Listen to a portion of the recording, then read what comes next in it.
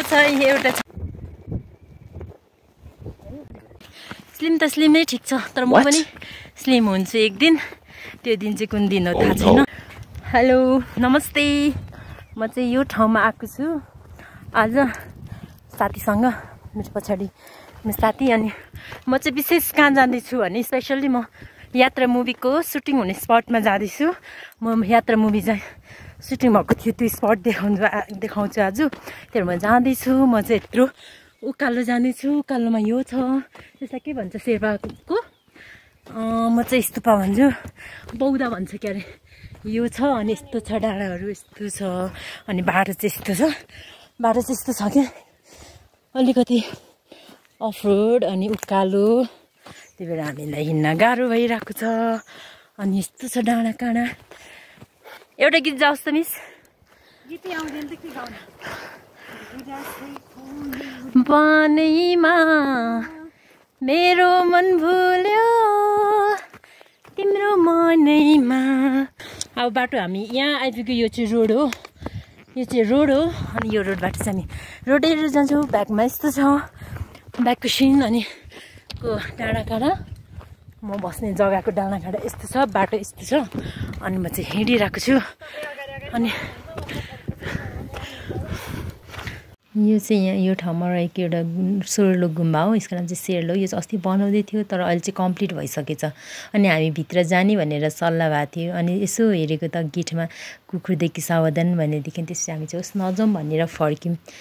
अनि त्यसपछि हामी चाहिँ माथि डाँडा जाँदै थियौँ तर आजको मौसम चाहिँ एकदम क्लियर भएको थियो पानी नि परेको थिएन तर लगा पछि पर्छ होला पानी चाहिँ अनि हामी यो ठाउँमा आइपुग्यौँ अघि चाहिँ पुरा थाकेको थियो क्या अहिले चाहिँ यो यस्तो रहेछ बाटो गाडी हिँड्छ नि त त्यही भएर धेरै उकालो पनि थिएन थोरै थोरै थियो म चाहिँ थाकिरहेको थिएँ अब त्यो ठाउँ पुग्न चाहिँ हामी लगभग थोरै थियो पुग्न लागेको थियो अनि यहाँ चाहिँ एकदम अहिले चाहिँ शीतल छ गर्मी पनि छैन जाडो पनि त्यही भएर म चाहिँ आजको आउटफिट चाहिँ यो लगाएर आएको थिएँ अनि हामी चाहिँ जाँदै थियौँ पुग्न लागेको थियो त्यो जाने ठाउँ चाहिँ यो थियो क्या बाटो चाहिँ यस्तो थियो धेरै उकालो पनि थिएन अनि मलाई चाहिँ पुरा थाकेर थियो थाक्दाखेरि उतापट्टि मिस चाहिँ गीत गाएर नाच्दै थियो क्या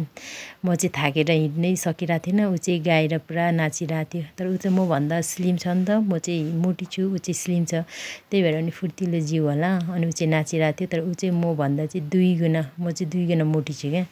अनि त्यही भएर पनि मलाई चाहिँ हिँड्नै सकिरहेको थियो फेरि म हिँड्नु भनेपछि एकदम अल्छिनी हो क्या अनि ऊ चाहिँ नाच्दै मेरो पछि नाच्दै गाउँदै आएर थियो म चाहिँ भिडियो बनाउँदै दिइरहेको थिएँ तर मलाई बोल्न पनि सकिरहेको थिएन म चाहिँ तर म पनि एक दिन अवश्य स्लिम हुने मेरो चाहिँ अब सोच अवश्य स्लिम हुन्छु होला भनिरहेको छु म चाहिँ उसलाई स्लिम हुनु पऱ्यो नि त भनेर मलाई चाहिँ जिस्किरहेको थियो तर म चाहिँ भए पनि नसकी भिडियो बनाएको थियो बाटो चाहिँ यस्तो थियो डाँडाको बिचमा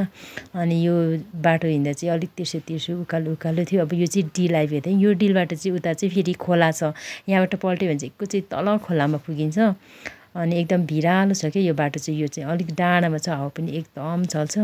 मैले जुन डाँडा देखाउँछु भनेको थिएँ नि हो त्यो डाँडा चाहिँ हो क्या यो डाँडा चाहिँ यति राम्रो हुन्छ कि हरियाली भएपछि चाहिँ अहिले चाहिँ अब अलिकति ड्राई रहेछ त्यस्तो साह्रो हरियाली देखाएको छैन अब मुनाहरू पलाउनु चाहिँ बाँकी नै छ नि त अनि यो चाहिँ वरिपरि डाँडा छ अनि यो चाहिँ फेरि एकदम भिरालो छ कि ठाउँ भिरालो यहाँबाट गुल्ट्यो भने चाहिँ तल पुगिन्छ तर डिलमा चाहिँ हावा यति बेसी चल्छ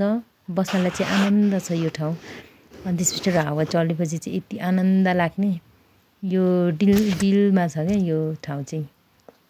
अब मैले जुन डाँडा देखाउँछु भनेको थिएँ नि यो डाँडा चाहिँ यो तर मैले विशेष देखाउनु पर्ने भने चाहिँ त्यो ढुङ्गा हो क्या यो ढुङ्गालाई चाहिँ भारी ढुङ्गा भन्छ होइन सबैजना अब घुम्न पनि आइरहेको हुन्छन्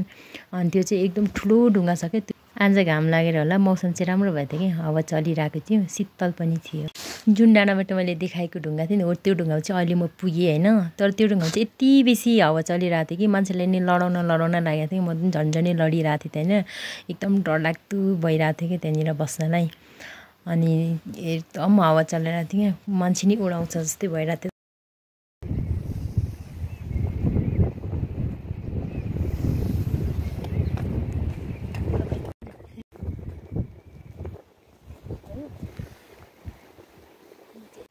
अब चाहिँ हामी भने घर फर्किन लागेको एकछिन घुम्यौँ भिडियोहरू खिच्यौँ भिडियोहरू बनायौँ फोटोहरू खिच्यौँ अब चाहिँ हामी घर जान लागेको अनि हामीलाई लेखमा चाहिँ यस्तो झार हुन्छ कि यस्तो घाँसहरू हुन्छ त्यो घाँसमा नि कस्तो मजाको फुल फुलेर हुन्छ क्या अनि आज चाहिँ मौसम पनि राम्रो भइरहेको थियो। अब हामी लगभग रात पनि पर्न लागेको थियो। अब हामी चाहिँ जानुपर्छ। मौसमहरू पनि यस्तो भइरहेको थियो, पानी पर्ला पर्ला जस्तो भएर थियो। हल्का त पानी त छिट्काइ चाहिँ रहेको थियो। अनि हामी चाहिँ अब यहाँबाट जानुपर्छ। हामी चाहिँ अब घर गएको, छाता पनि उरी पानी परेर।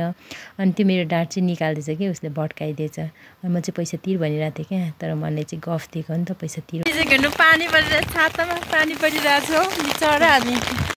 आउँदा आउँदै पानीले भेटाइहाल्यो। फेरि हामीसँग छाता पनि एउटा मात्रै थियो। यति बेसी ठुलो पानी पऱ्यो। अनि त्यही एउटा छातामा हामी दुईजना ओत लागेर आयौँ।